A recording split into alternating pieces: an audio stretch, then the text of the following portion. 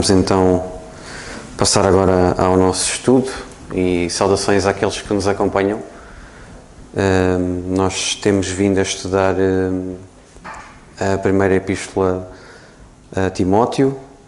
Estamos no segundo capítulo e no versículo 1 e vamos então ler este segundo capítulo e eu vou passar a ler. Vamos ficar de pé, por favor, para ler a palavra de Deus. Admoeste depois, antes de tudo, que se façam deprecações, orações, intercessões e ações de graças por todos os homens, pelos reis e por todos os que estão em iminência, para que tenhamos uma vida quieta e sossegada em toda a piedade e a honestidade. Porque isto é bom e agradável diante de Deus, nosso Salvador, que quer que todos os homens se salvem e venham ao conhecimento da verdade. Porque há um só Deus e um só mediador entre Deus e os homens, Jesus Cristo, o homem, o qual se deu a si mesmo em preço de redenção por todos, para servir de testemunho a seu tempo. Para o que digo a verdade em Cristo, não minto, fui constituído pregador e apóstolo e doutor dos gentios na fé e na verdade. Quer, pois, que os homens orem em todo o lugar, levantando mãos santas, sem ira nem contenda.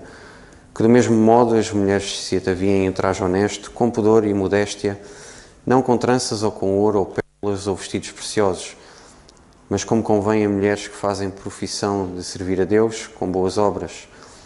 A mulher aprende em silêncio, com toda a sujeição. Não permite, porém, que a mulher ensine nem use autoridade sobre o marido, mas que esteja em silêncio.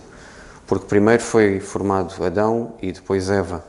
E Adão não foi enganado, mas a mulher, sendo enganada, caiu em transgressão. Salvar-se-á, porém, dando à luz filhos, se permanecer com modéstia na fé, no amor e na santificação. Foi a leitura do segundo capítulo da primeira epístola a Timóteo e nós vamos então passar ao contributo do nosso irmão Alberto, quem desde já envia um grande abraço e estamos a orar por si, pela sua família. E vamos então ouvir o nosso irmão Alberto e depois algum irmão que tenha algum contributo que faça favor de vir apresentar. Graças a Deus por sua palavra.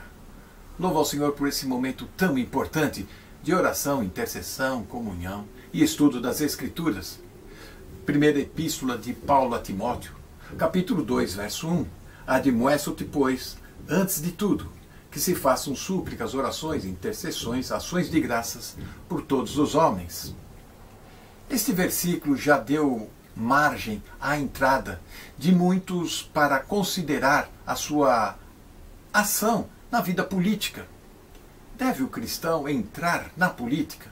Bom, eu sei que este é um debate longo e não vamos aqui abrir esta porta. Mas o que esta passagem pode nos ensinar? Bom, esta guerra entre Estado e Igreja vem de longa data, através da história. A teocracia dizia que a religião deve reger as regras da sociedade. Depois, lá para frente, encontramos erastianismo. O que vem a ser isto? O Estado ditando regras sobre como a religião deve se comportar. O nazismo é um exemplo disso. Ou mesmo a China de hoje em dia, onde existem as igrejas estatais, em outros lugares também. Vimos, durante a história da igreja, Constantino. O constantinismo é uma troca de favores entre governo e igreja, o clero, um querendo beneficiar-se do outro. Depois tivemos também a parceria. Que vem a ser isto? Bom, a igreja cumpre suas funções, o Estado cumpre as suas funções e cada um fica do seu lado. Pronto, vivem assim. Mas a oração aqui tem a ver com Deus se sobrepondo às autoridades governamentais para que o cristão possa viver de modo tranquilo e dar um bom testemunho. Não é as trevas, o mundo sombrio que vai limitar a ação da luz. A nossa ação, a nossa responsabilidade é orar por este mundo caído e principalmente não nos contaminarmos com estes. Assim, chegamos a Lucas capítulo 9, quando o Senhor Jesus manda os discípulos passarem por Samaria. Os samaritanos não receberam bem os discípulos. Capítulo 9 de Lucas, no verso 54, Tiago e João pedem para o Senhor: permita-nos, ó Deus, descer fogo do céu e consumir todos estes, assim como Elias no Antigo Testamento, o profeta. Assim fez. Essa é a nossa vontade muitas vezes, mas o Senhor deu uma lição. Nós não somos desse espírito. O que ele quis ensinar? Que a oração tem que seguir a sua eficácia conforme a vontade de Deus. Se não for da vontade de Deus, a sua oração vai ser como o dos profetas de Baal do Antigo Testamento, seguindo opiniões pessoais, desejos pessoais e, o pior ainda, opinião pública dos outros. E assim formar a sua vontade de orar. Quando o Senhor estava lá na cruz do Calvário, em Lucas 23, no verso 34, o Senhor não orou da forma como o Antigo Testamento, embaixo da lei, exigia, dente por dente, olho por olho, mas o Senhor orou com dó daquelas pessoas, e o Senhor orou: Pai, perdoa-lhes, porque não sabem o que fazem. Esta deve ser a nossa oração. Estevão, no final do capítulo 7 do livro de Atos, também orou da forma como o Senhor ensinou. E olha que ele estava sendo oprimido, injustiçado, atacado. E foi morto por pedradas. E no final do capítulo 7 de Atos, ele ora: Senhor, não lhes imputes este pecado. Sem vingança, sem revanchismo, sem ódio, mas intercedendo com dó, com pena destas que vivem em trevas. Oramos no sentido de salvação aos perdidos. Oramos neste sentido de forma geral, para que os nossos governantes tenham sabedoria e não caiam no engano, no erro, na astúcia de Satanás para oprimir o povo, para impedir o nosso bom testemunho. Precisamos viver uma vida sossegada, de piedade, no mundo de trevas. E aqui cabe um alerta a você que usa muitas vezes a rede social, as redes sociais, para criticar um governo, para falar mal de um político. Não vamos cair nestas que o mundo segue, mas simplesmente nos limitarmos a orar e entregar ao Senhor. Veja que na segunda carta de Paulo a Timóteo, no capítulo 4, no verso 3, nós vamos encontrar: porque virá tempo em que não suportarão a sã doutrina, mas tendo comichões, coceira nos ouvidos, amontoarão para si doutores, conforme as suas próprias concupiscências, desejos malignos. Sabemos que o mundo olha para o cristão de maneira desconfiada, torta. O Senhor Jesus falou no Evangelho de João, no capítulo 15, no verso 18 e 19, se o mundo vos odeia, sabei que primeiro que a vós me odiou a mim. Se vós fostes do mundo, o mundo amaria o que era seu, mas porque não sois do mundo, antes eu vos escolhi do mundo, por isso é que o mundo vos odeia. Quanto mais nós, cristãos, temos esta responsabilidade de Deus em orar e interceder pelos perdidos. Principalmente porque Efésios, no capítulo 2, no verso 11, mostra que vivíamos também em trevas. Estávamos em trevas. E na primeira carta de Paulo aos Coríntios, no capítulo 6, no verso 10 e 11, fala que outrora fostes alguns de vós idólatra, adúlteros, efeminados, sodomitas, avarentos, bêbados, roubadores, maldizentes. Não podemos esquecer de onde viemos, ou de onde o Senhor nos livrou, se não caímos num pântano mais tenebroso do que este. Não foi por algum mérito nosso, ou por alguma vantagem que o Senhor viu em nós, mas pura graça do Senhor, nos resgatando de um mundo tenebroso, de trevas, um mundo que nos seduz cada vez mais e nos engana. Precisamos compreender cada vez mais essa bendita graça que nos resgatou, nos salvou. E assim podemos, com certeza, orar e interceder por todos os homens, por toda a humanidade. Homens, mulheres, sejam lá, aonde o cargo que estiver exercendo. Precisamos orar para que o inimigo não use aquele cargo para atacar a igreja, para desanimar o cristão, para desfocar cada vez mais o mundo da graça e nos levando para um mundo religioso que agrada a todos os homens. É isso que as pessoas querem, se ajuntar doutores para que falem aquilo que elas desejam ouvir. Mas se o Senhor Jesus foi rejeitado e odiado, não vamos esperar coisa melhor. Simplesmente orar e interceder. Senhor, eles não sabem o que fazem. Senhor, tenha piedade destas pessoas, não lhes imputes este pecado. É assim que devemos orar, para interceder, e não para vingar, e não para revanchismo, não para odiar, mas para clamar. Que o Senhor tenha misericórdia de nossas vidas e nos dê paz e um bom testemunho. Amém. Ora, irmãos, estamos no capítulo 2, portanto. Eu gostei muito desta explanação do nosso irmão Alberto. Fiquei consoladinho. Muito bom, muito claro, como dizem os ingleses, muito clean. Para bom entendedor, meia palavra basta. Foi muito bom. E dou graças a Deus. Quase que me apetecia dizer assim: irmão Alberto, olha, ficamos por aqui. E se calhar era bom a gente voltar a ouvir aquilo que disse, porque de facto foi muito bom. E já agora aproveito para dizer que aqueles que estão depois a seguir pela internet ouçam aquilo outra vez.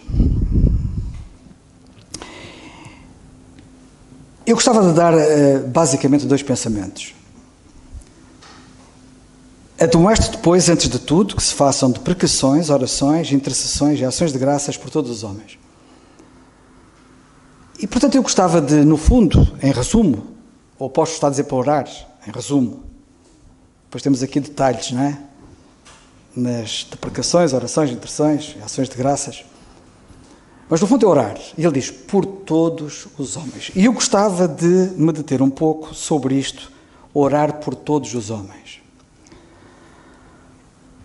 Sabem que orar por todos os homens é uma arma que Deus colocou nas nossas mãos mais poderosa do que o voto nas eleições. Porque as pessoas pensam e dizem que o voto é uma arma poderosa. E, de facto, tem o seu poder. Mas quero-vos dizer que o voto numas eleições parece uma fisga, relativamente, comparadamente à oração, que é como que um míssil, ou para não dizer uma arma nuclear. E porquê que eu digo que a oração é mais poderosa do que o poder do voto? Nós certamente já ouvimos muitas vezes ouvir falar do voto como uma arma poderosa.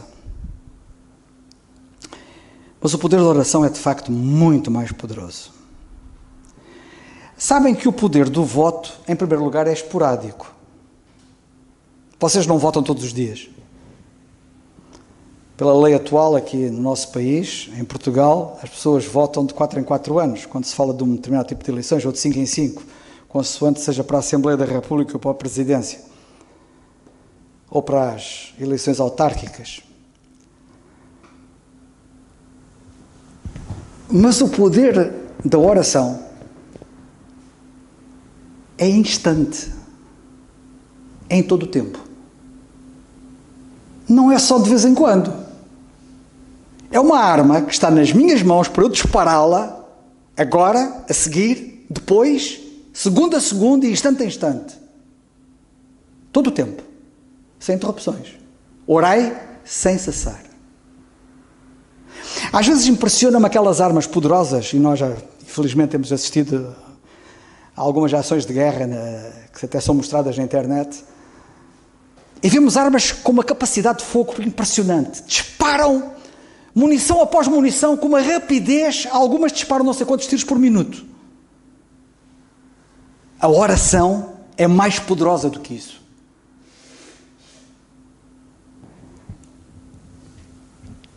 O poder do voto pode ser pérfido. O que é que eu quero dizer com isto? pode ser traidor. Quando nós votamos, e até podemos ir votar com boa intenção, podemos ser traídos na nossa intenção de voto. Estarmos a pensar que estávamos a fazer uma grande coisa e depois o resultado ser exatamente o contrário daquilo que a gente pensava. Porque não está nas nossas mãos. O poder do voto pode resultar no que nós não queremos, para pior. O poder da oração é de facto tão maravilhoso que pode resultar também no que não queremos, para melhor. Impressionante. É impressionante o poder da oração. Sabem que o poder do voto não é escrutinado, mas o poder da oração é escrutinado. E é escrutinado pelo melhor escrutinador que existe, o Nosso Senhor. Ele dirige a oração no sentido certo. E eu até posso disparar errado, mas ele põe aquilo direito. Porque a Bíblia diz, o apóstolo Paulo diz na carta aos Romanos, que nós nem sabemos como pedir, como convém. Mas o Espírito está lá para endireitar a flecha. Sabem que também há outro pormenor importante que eu gostava de dizer, que é o seguinte: o poder do voto tem um espectro muito reduzido. Eu só posso votar aqui para Portugal, não é?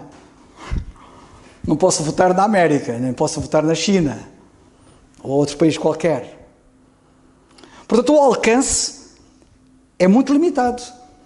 O alcance do voto não é global, mas o alcance da oração é total, é global, total. Impressionante. Vocês têm bem a noção que se orarem, e devemos orar, e a Bíblia diz pelas autoridades, pelos que estão em iminência, é de todo o mundo, é por todos os homens, não é só pelos governantes do país onde nós estamos, é por todos os governantes. A propósito, vocês têm orado por todos os governantes? Vocês oram tanto pelos bons como pelos maus? É que a Bíblia diz para nós nos sujeitarmos tanto aos bons como aos maus. E, portanto, também devemos orar pelos maus. E eu ia nomear alguns nomes, mas não vou fazê-lo. Sabem porquê? Só por uma razão muito simples. É que todos nós somos maus. Porque se vós, sendo maus, disse o Senhor, podeis dar coisas boas aos vossos filhos, quanto mais o vosso Pai Celestial. O que é que Ele disse? Vós, sendo maus. Às vezes pensamos que os outros é que são maus, porque nós não temos um espelho.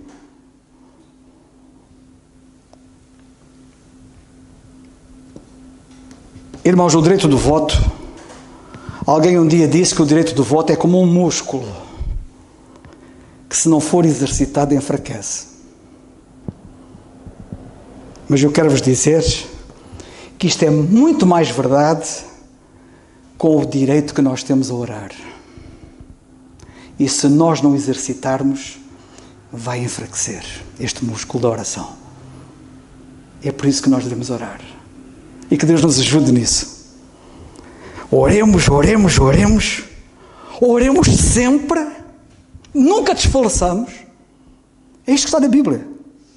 E será demolidor. Nós não imaginamos o que é que uma oração pode fazer. Eu já vos disse uma vez aqui, já citei uma ou mais, não sei, já não me lembro, que havia um homem de Deus que era conhecido pelo homem de oração. Era John Knox. Ele era escocês. E vivia na Escócia, que na altura era dominada por uma rainha, que eu também não vou classificar, mas posso dizer o nome dela, que é a Rainha Mary, que eu dispenso-me de classificar, porque eu não gosto destas classificações, a sério. Até porque nos fica mal. E essa rainha disse que tinha mais medo das orações do John Knox do que de um exército. Vejam o poder das orações daquele homem. que é um poder que a gente tem. Só que ele usava. E nós, se calhar, não usamos. Eu já tive a ocasião de dizer que um dia ele passou toda a noite em oração, lá no quarto dele fechado, e a mãe dele de manhã bateu-lhe à porta, com o tabuleiro do pequeno almoço, para lhe levar o pequeno almoço, e ele abriu a porta e saudou a mãe desta maneira: Mãe, esta noite Deus deu-me a Escócia. E querem vocês saber que Deus deu mesmo a Escócia? Porque a Escócia virou. Não vou entrar em detalhes. Estudem a história. Muitas vezes falamos sobre a influência que nós podemos e devemos ter sobre os nossos filhos. A importância de orar pelos filhos. A importância de orar pelos filhos antes deles nascerem. Ou de pensarmos até vir a ter filhos. Porque acreditamos que orando, a oração tem um poder tremendo para os afetar. Certo? Falamos da importância das orações também por aqueles que trabalham connosco. Porque pode ser afetado. Sabem que o Neemias estava a falar com o rei. Ele trabalhava com o rei. Ele era o copeiro do rei.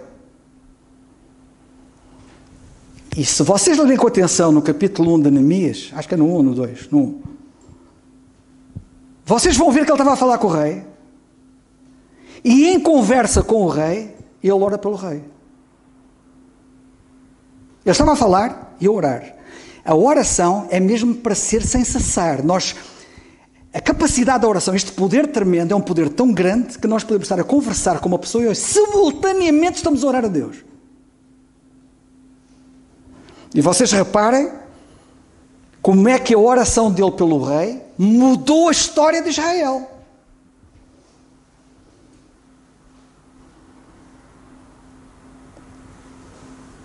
Isto aplica-se aos vizinhos. Mas sabem o que é mais maravilhoso? Aplica-se a muitas áreas. Podemos aqui escalpelizar, compartimentalizar as áreas, os grupos, desde o governo, as escolas, famílias, etc. O que é mais maravilhoso é que nós podemos ter influência orando sobre todos os homens. Vocês estão bem a ver a noção do poder da oração que temos nas mãos?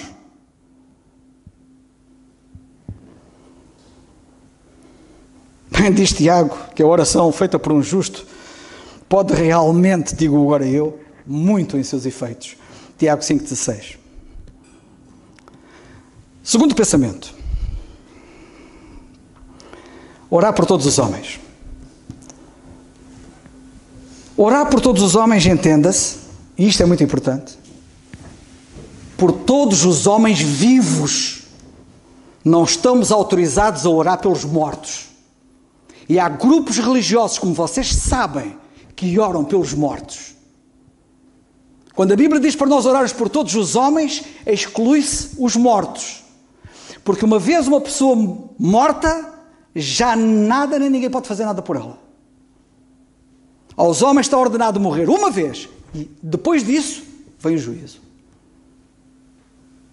E se lermos Lucas capítulo 16, nós lemos isto em Hebreus 9, 27, se lermos em Lucas 16, 19 a 31, nós temos ali um claro indício, um claro ensino na história do rico e de Lázaro, de que nada pode mudar o destino eterno de uma alma. Nada. Nenhuma súplica, nenhum rogo pode alterar o destino eterno de uma alma. Quem está no céu não pode ir para o inferno. E quem está no inferno não pode ir para o céu. Não há purgatório. Isso é uma doutrina de invenção humana. O verdadeiro purgatório é o sangue de Jesus Cristo. João diz que o sangue de Jesus Cristo nos purga Na nossa versão diz-nos purifica, que quer dizer purgar, purgatório quer dizer purificatório, e a única coisa que pode purificar é o sangue de Cristo. Esse é que é o verdadeiro purgatório. Por isso a Bíblia diz, eis agora o tempo aceitável, eis agora o tempo oportuno, eis agora o dia da salvação. Segundo aos Coríntios 6:2. Alguns acham, e vou terminar com este pensamento,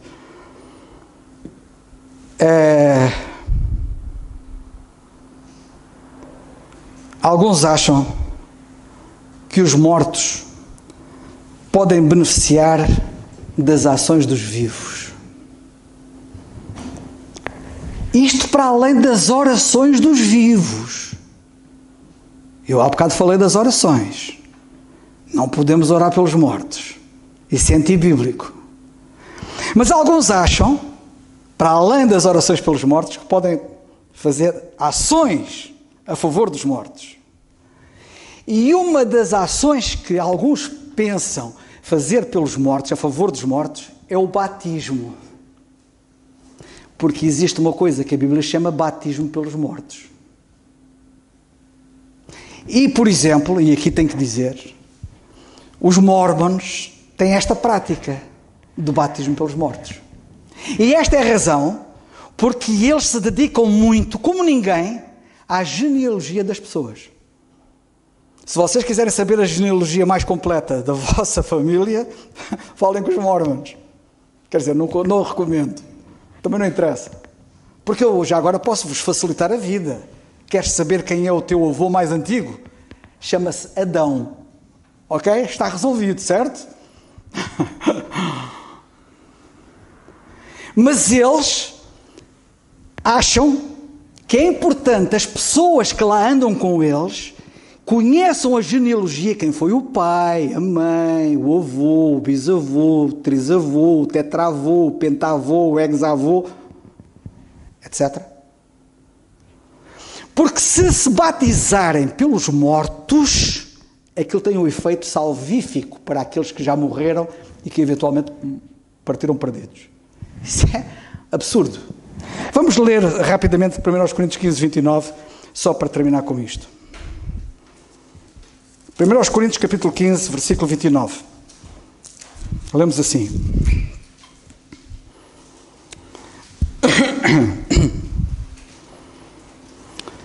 De outra maneira, que farão os que se batizam pelos mortos, se absolutamente os mortos não ressuscitam? Porque se batizam então pelos mortos, ou porque se batizam eles então pelos mortos. Este é o texto bíblico a que eles se agarram para defender aquilo que eles, essa teoria deles, porque é deles, não é da Bíblia, já vamos ver, chamado batismo pelos mortos. Quero também dizer-vos que a maior parte das pessoas, infelizmente, não sabe o que é que isto quer dizer. E são muitos que escrevem, basta vocês pegarem nos comentários, vários comentários que há por aí, por todo lado, que comentam 1 Coríntios e chegam a esta passagem e não têm explicação para isto. Não sabem dizer o que é isto de batismo pelos mortos. Bem,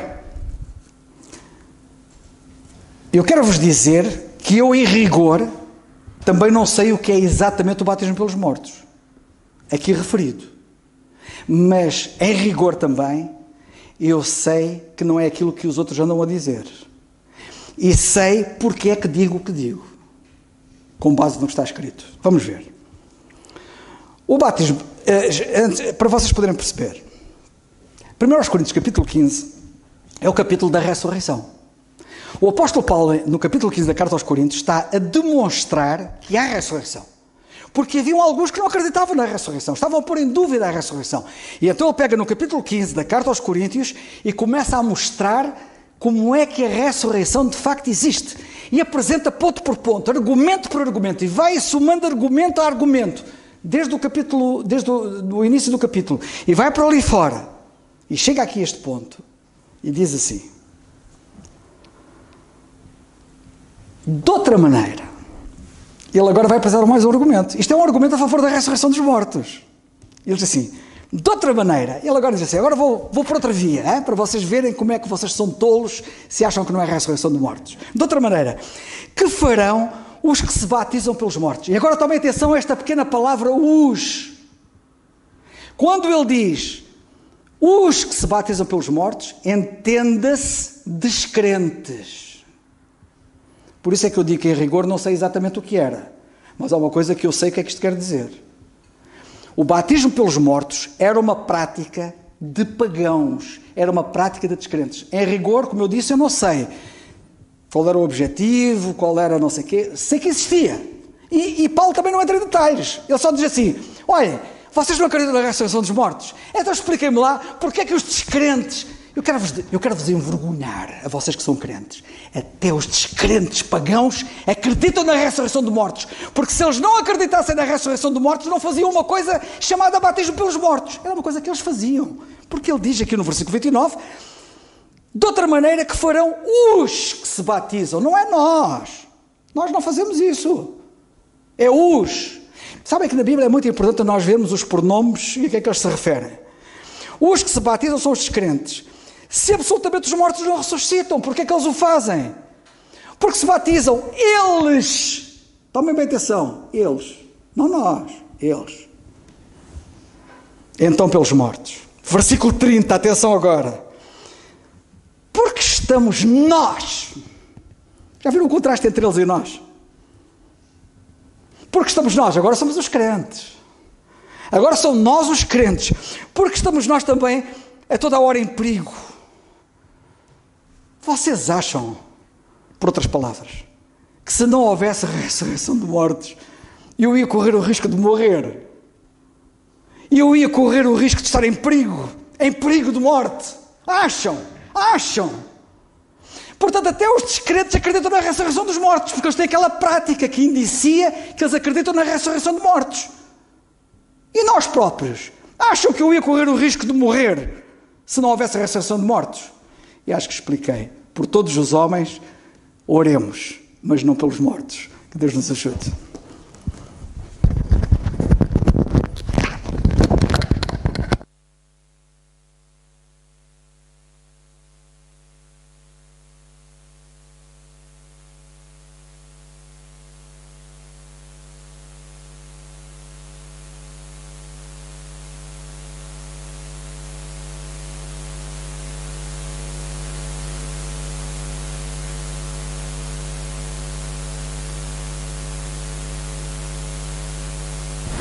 Um pensamento, só achei interessante o primeiro pensamento que o Carlos deu sobre os votos e as orações, porque quando nós vamos votar,